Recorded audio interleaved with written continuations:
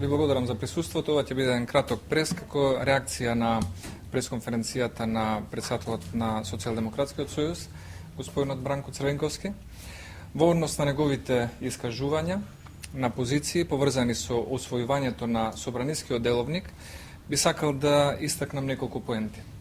Прво, денешната пресконференција на господинот Црвенковски е најдобар показател дека собраниската група на Социјалдемократскиот сојуз во македонскиот парламент не размислува, не гласа и не учествува во политичкиот диалог по своје убедување, туку тоа го прави согласно расположението на господинот Црвенковски.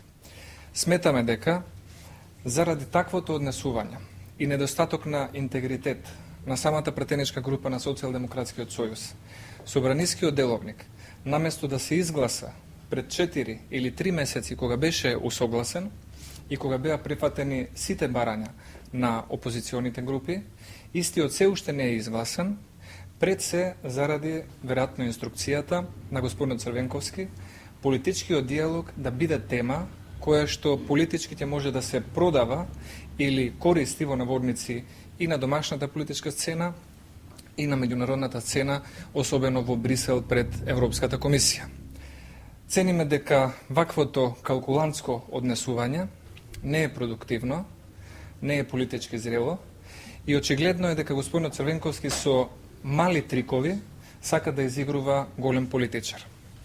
Во иднина би било многу пополезно доколку Македонското собрание одлучува согласно своите убедувања, согласно координацијата која што беше веќе воспоставена помеѓу парламентарните групи и согласно интересите на државата во кој што голем удел и влог треба да даде и дава Македонското собрание. Позицијата на ВМРО-ДПМН останува иста, тоа е дека политичкиот диалог треба да продолжи, дека усвојувањето на деловникот е важен дел од извештајот на Европската комисија, кој што го очекуваме во средината на октомври оваа година, и се разбира ова досега овој недостаток кој што се појави во последниве 4 месеци и неизгласувањето на деловникот, може би парламентарците ќе можеа да го искористат пополезно доколку деловникот беше изгласан пред 3-4 месеци кога и беше усогласен меѓу власта и опозицијата, односно помеѓу парламентарното мнозинство и парламентарната опозиција. Тоа е денешната реакција на пресконференцијата на господинот Црвенковски. Повелете доколку има коментари или прашања, стоиме на располагање.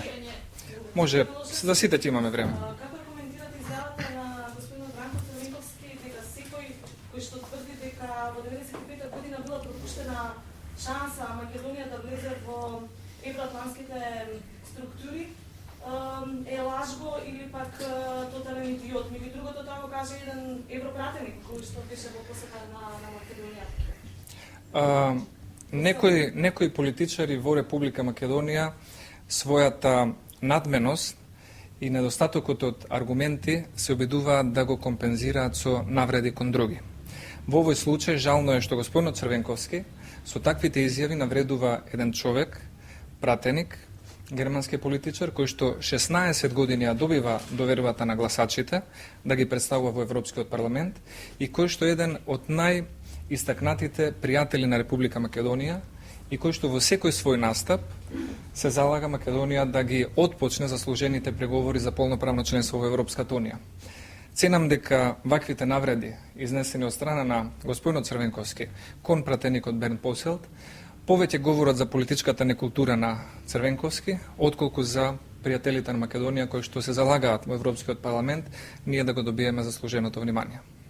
Господин Милошевски, веднаш по пресконференцијата имаше брифинг горе во Социјалдемократскиот сојуз на кој беше кажано дека според нивно видување власта прави кампања во кој сака да убеди јавноста дека 95 е пропуштена шансата и дека за тоа се прави наменски дебати на Павел Шапет, имаше брифинг од председателот Иванов, дека својата работа свесто почела и прв почнал председателот Иванов, а ВМРО-ДПМН не продолжила со дебати и со пресконференции. Предпоставката е дека се однесува и на вас како партија и на Павел Шапет како тоа дека тоа за околу тие евроинтеграции. Дали вие ќе имате реакција околу тоа ноторен лаж и дали го сваќате како кон вас дека мислам како кон ВМРО да помине таа реченица на Бранко Црвенковски? Мислам дека дебатата за 95-та година е тема која што може да се согледа по развојот на настаните неколку години после 95-та година. За разлика од траекторијата која што во 95-та година и неколку години потоа ја развија Чешката република, Словачка, Литванија, Полска, Унгарија, подоцна и Романија и Бугарија, и кои што со трансформацијата на своите општества, демократизацијата, реформите во судството и политичкиот капитал кој што го вложија во процесот на евроатлантско интегрирање, за жал Република Македонија тие добри години на еден евроентузијазам кој што постоеше во Европската унија не ги искористи доволно или ги пропушти. Тоа е прашање на една дискусија, но во секој случај таквата неагилност, незаинтересираност и пропуштени моменти не треба да ни бидат оправдување за било кои состојби, напротив треба да ни бидат поттик новата генерација на македонски политичари да знае да научи од некои нешта како требало да се постапува, а од некои нешта како одредени пропуштени шанси, како не требало да постапуваме како држава.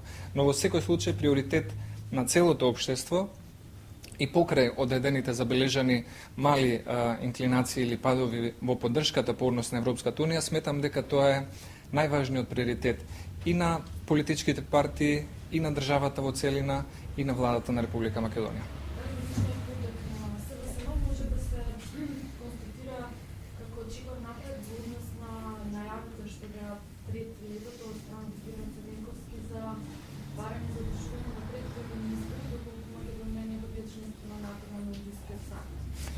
Јас си во коментарот на, односно реакцијата на денешната пресконференција, ја истакна позицијата на Македонското собрание и уште еднаш би ја подвлекол. Дали и кога ќе има избори во Република Македонија, одлучува Македонското собрание. Следните избори се предвидени за 2012 година, освен ако за тоа поинаку не одлучат парламентарците од Македонското собрание. Сметам дека навиката на господинот Црвенковски сам да одлучува за некои работи во минатото, може би го тера и денес да најавува изборни циклуси согласно неговите желби или замисли. Ќе оставите деловникот сега на правата на седница на гласање во парламентот, што ќе го предложите? Тоа останува да си биде работа на парламентарците и сметам дека пратеничката група на ВМРО-ДПМН во координација со останатите пратенички групи и председателот на собранието ќе го даде својот прилог овој деловник што поскоро да биде дел од системот на законодавниот дом. Однос на исклучените шанси во ноември самитот на НАТО, сега во септември кај да се очекува следниот предлог на медијаторот НИК. Има ли Македонија шанса да го реши според силата за самитот на НАТО? Ние се обидуваме да бидеме што е можно попосветени, попрагматични и да се заложиме најмногу што можеме за надминување на овој грчко-македонски билатерален спор. Тоа го правиме и во периодот изминат зад нас и во времето кое ни предстои. Од наша страна цениме дека во интерес на Република Македонија е што поскоро овој спор да се надмине. Но за жал, максималистичките позиции и барања на Република Грција, кои што се уште не еволуирале во својата суштина, не оставаат голем простор за некои нереални очекувања. Во текот на септември, за време на Генералното собрание на Обединетите нации, како и сите години претходно, македонската делегација во Њу Јорк ќе се сретне со посредникот Метју Нимиц, ќе му ги изложиме уште еднаш нашите ставови и ќе го поттикнеме за негова по силна динамика по однос на ова македонско-грчко билатерално прашање и најверојатно тоа може да биде дополнителен поттик за него да направи одредени проценки и да излезе со одредени сугестии, размислувања или идеи во следниот период, но за сега немаме некои конкретни најави. Сега за сега немаме такви најави, но не е исклучено доколку се создадат прилики и можности таквите средби, како и претходно во изминативе неколку месеци, да се остварат. Дали има шанси медијаторот Нимиц да излезе со нов предлог во Њу Јорк и дали се уште во игра Северна и Вардарска Македонија? Тоа се прашања кои што би требало сепак да бидат упатени до посредникот Немец.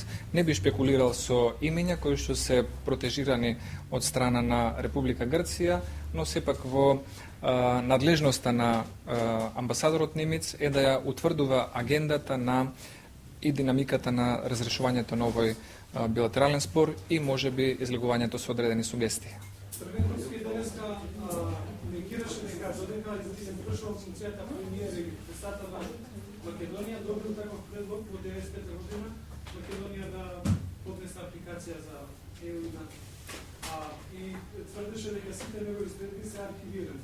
Дали вие како партија, како влада имате некој пишан документ каде тоа такви предлози се доставени во било која средба на Црвенковски или Григоров?